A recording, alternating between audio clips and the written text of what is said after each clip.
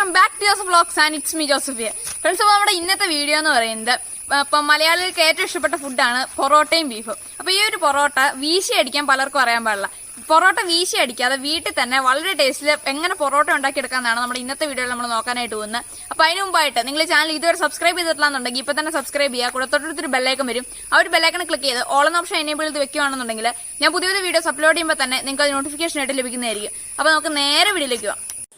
Friends, അപ്പോൾ ഇതിനായിട്ട് നമ്മളൊരു ബേസിനകത്തേക്ക് ഒരു 1 കിലോ മൈദ ആഡ് ചെയ്ത് കൊടുക്കാം.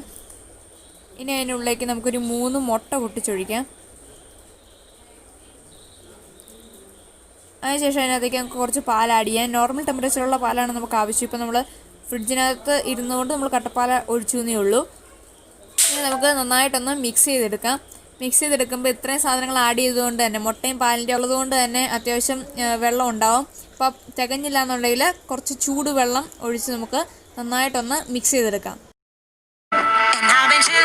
Watching the ocean with you, baby, up with a slow motion crew, and we up in our growlings when people change, but not us, and we just chillin', kicking it, kissed by the sun. നമ്മുടെ മാവ് അത്യാവശ്യം ready ആയിട്ടുണ്ട്.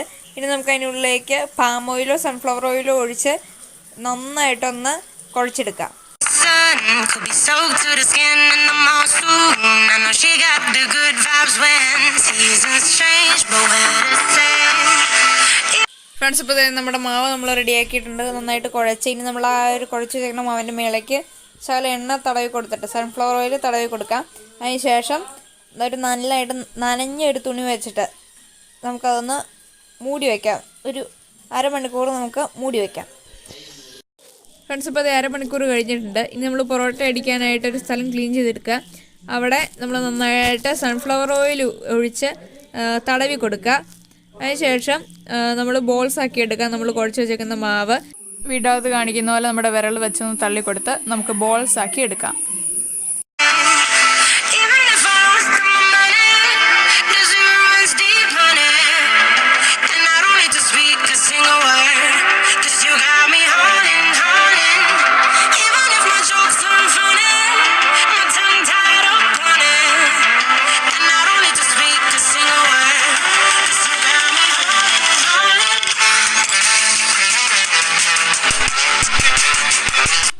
Friends, ഇപ്പോൾ നമ്മൾ റെഡിയാക്കി വെച്ചിരുന്ന balls ഇപ്പോൾ വീഡിയോത്ത് കണ്ടതുപോലെ കൈ കൊണ്ട് ജസ്റ്റ് ഒന്ന് അടിക്കുക. അതിനുശേഷം നമ്മുടെ ചപ്പാത്തി പലക വെച്ച് നന്നായിട്ടൊന്ന് പരത്തിയെടുക്കുക.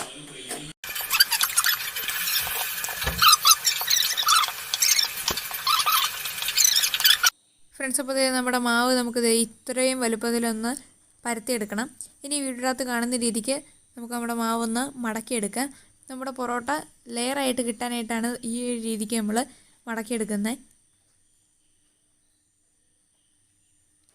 മടക്കിയിട്ട് ഇതുപോലെ നമുക്കൊന്ന് ചുറ്റിച്ച് വയ്ക്കാം.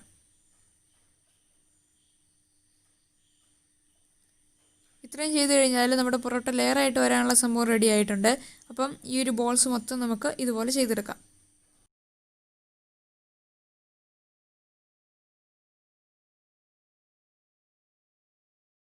ഫ്രണ്ട്സ്, അപ്പോൾ നമ്മൾ റെഡിയാക്കി വെച്ചിരുന്ന ആ ഒരു ലെയർ ഷേപ്പിലുള്ള ആ ഒരു മാവ് ഈ വീഡിയോത്ത് കാണുന്ന പോലെ കൈ വെച്ചിട്ട് ജസ്റ്റ് ഇതുപോലെ ഒന്ന് പരത്തി കൊടുക്കുക.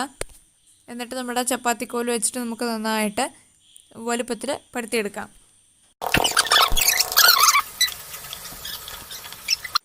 ഫ്രണ്ട്സ്, അപ്പോൾ നമ്മുടെ പൊറോട്ടയുടെ ഷേപ്പ് റെഡി ആയിട്ട് വന്നിട്ടുണ്ട്. അപ്പോൾ ഇനി നമുക്ക് ഒന്ന് ചുട്ടെടുക്കാം. അതിനായിട്ട് നമ്മൾ എണ്ണ ഒഴിച്ച് ചൂടാക്കി വെച്ചിരുന്ന നമ്മുടെ പാനിലേക്ക് നമ്മുടെ പൊറോട്ട ഇട്ട് കൊടുക്കാം. എന്നിട്ട് അതിൻ്റെ മേളിലേക്കും കൂടെ നമുക്ക് കുറച്ച് സൺഫ്ലവർ ഓയിൽ തടവി കൊടുക്കാം.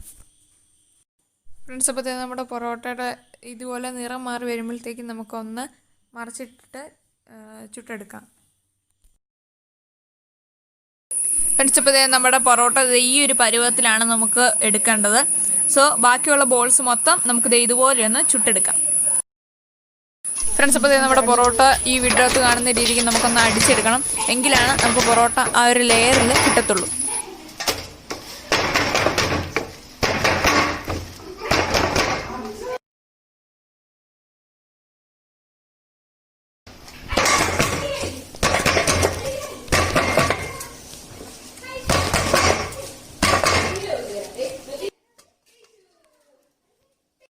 ഫ്രണ്ട്സ് ഇപ്പോൾ നമ്മുടെ പൊറോട്ടയുടെ കൂടെ കഴിക്കാനുള്ള ബീഫ് റെഡി ആയിക്കൊണ്ടിരിക്കുകയാണ്. ഫ്രണ്ട്സ് അപ്പോൾ നമ്മുടെ പൊറോട്ടയും ബീഫ് കറിയും റെഡി ആയിട്ടുണ്ട്. അപ്പോൾ ഞാനൊന്ന് കഴിച്ച് നോക്കട്ടെ, നമുക്ക് എന്നിട്ട് കാണാം.